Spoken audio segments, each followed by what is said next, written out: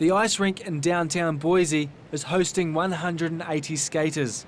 It's the biggest competition of Ben's career. There. Ben's skating in the men's singles. Let's go around here, see if we can check in.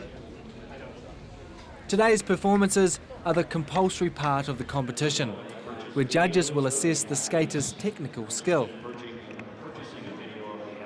This focuses me. I'm not looking for anyone in particular. I know what kind of carries in the crowd, and I'm sure what will happen is they'll clap and cheer. The family's blue and white scarves and special Olympic colours were a feature at the event. Organisers asked local knitters to make 5,000 scarves to be sold as a fundraiser. But people from all over the country got involved. They wound up with 55,000 scarves, every last one of them sold. While Ben waits for his turn, he gets last-minute instructions. And now you're going to do your mohawks. So, ready? I saw Ben briefly before. I ran into him upstairs and he's trembling. He's trembling. He doesn't get nervous, he just shakes uncontrollably, but he'll be all right, hopefully. German skater Peter Mantelli doesn't have such a good start. But if the athletes falter, they're allowed to have a second attempt.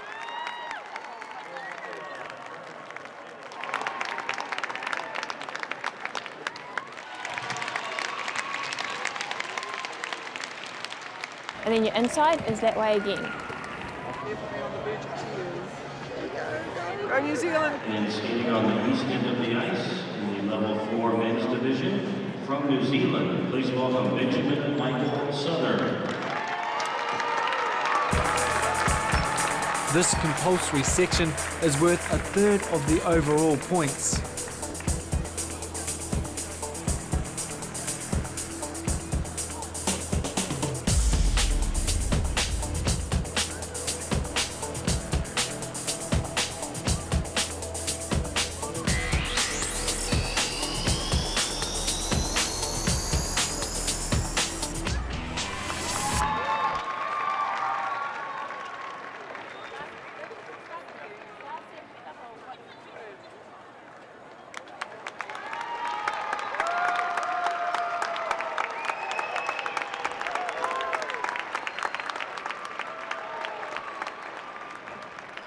At the end of the first day, Ben's favoured by the judges to secure a medal.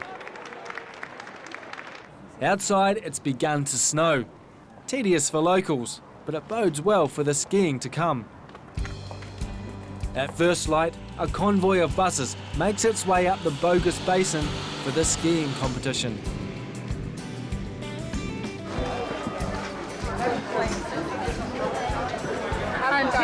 Good, we had good practice. It snowed in yesterday, so we're about to do the race today, and then we got lots of fun, isn't it, Way?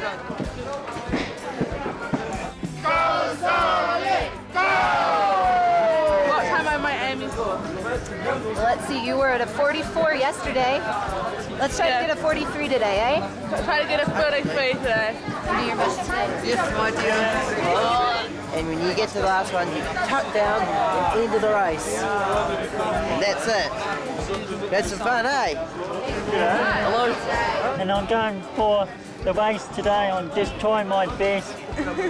Yes. We did it. I did it. It's another freezing day in Idaho, with the temperature barely creeping above zero. So, when you're getting cold, do some movement. Don't just stand there, okay? Just move your feet. You know, even take your skis off, even walk around.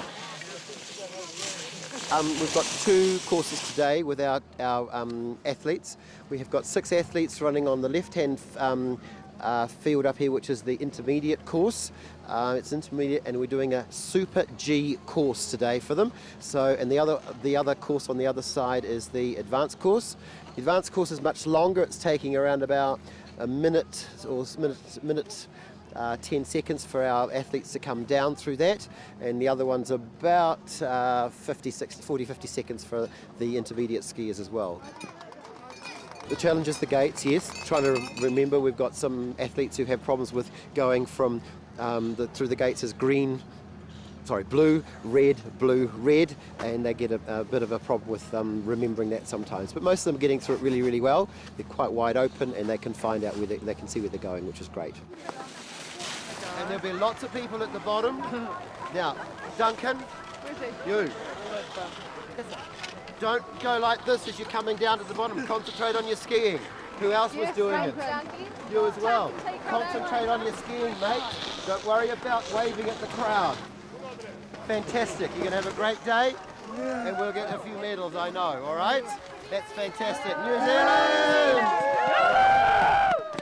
320 athletes will compete today, cheered on by a much greater number of enthusiastic family and supporters. 3, 2, 1, go!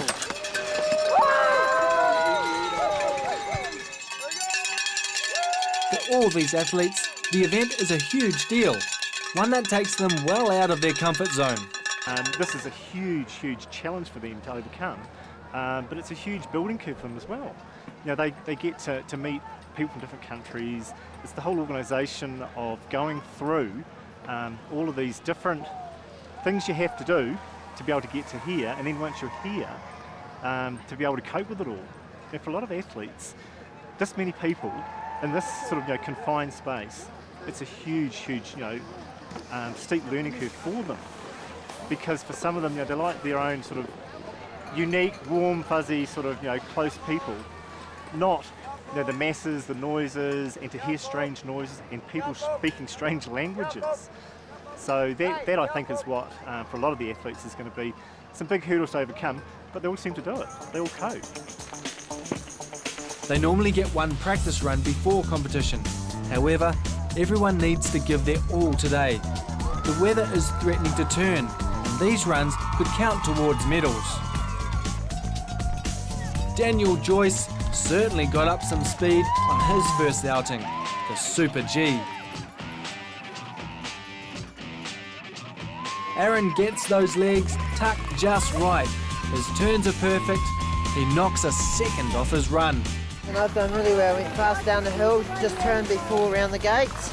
It makes you go really fast. When you do that, when you get to the end of the cross, today we did the loop around red to your left, and then your right one, blue one to your right, and then when you just race down, when you get the last bit tucked down the end of the race, and you stand up and woohoo! That's good, isn't it? Josh Ryan had a cautious first run, but he was feeling pretty good about it.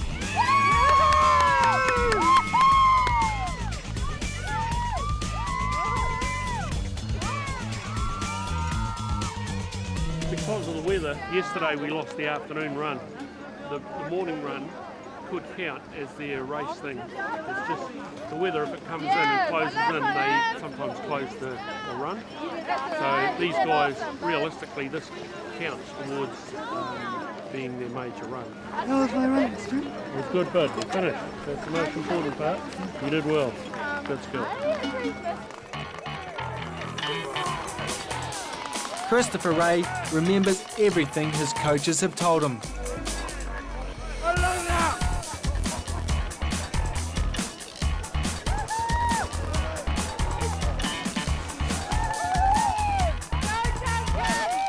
Duncan Sheffield was determined to beat his previous Special Olympics time, and powered to the end. Great to see him. Great to be here. One of the official photographers for Special Olympics is Matthew Levy of New York. When did you first start taking photos? How old were you? I was 10 years old. My favourites like take sport, like people who do sports and portraits and